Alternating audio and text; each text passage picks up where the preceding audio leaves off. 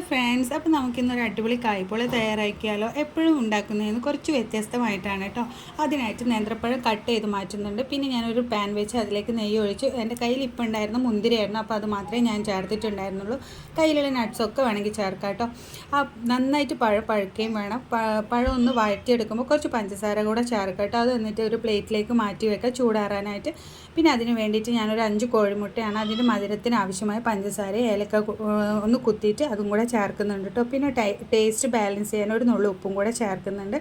അതിനുശേഷം പഴത്തിൻ്റെ മിക്സ് കൂടെ ചേർക്കുകയാണ് ചെയ്യുന്നത്. പിന്നെ അതിലേക്ക് ഒരു 1/2 കപ്പ് തേങ്ങ കൂടെ ചേർക്കുന്നുണ്ട് കേട്ടോ. എന്നിട്ട് എല്ലാം കൂടെ നന്നായിട്ട് മിക്സ് ചെയ്ത് ഒരു പാൻ വെച്ച് വീണ്ടും കുറച്ച് നെയ്യ് ഒഴിച്ച് അതിലേക്ക് ഈ മിക്സ് വെക്കുകയാണ് ചെയ്യുന്നത്. ഒരു 10-20 മിനിറ്റ് എടുത്തു കേട്ടോ ഒന്ന് വേവാൻ വേണ്ടിയിട്ട്. ഇത് നന്നായിട്ട് കിട്ടിയിട്ടുണ്ടായിരുന്നു. അതൊന്നും ഒരു പ്ലേറ്റ് വെച്ച് അതിലേക്ക് ഇട്ടു കേട്ടോ.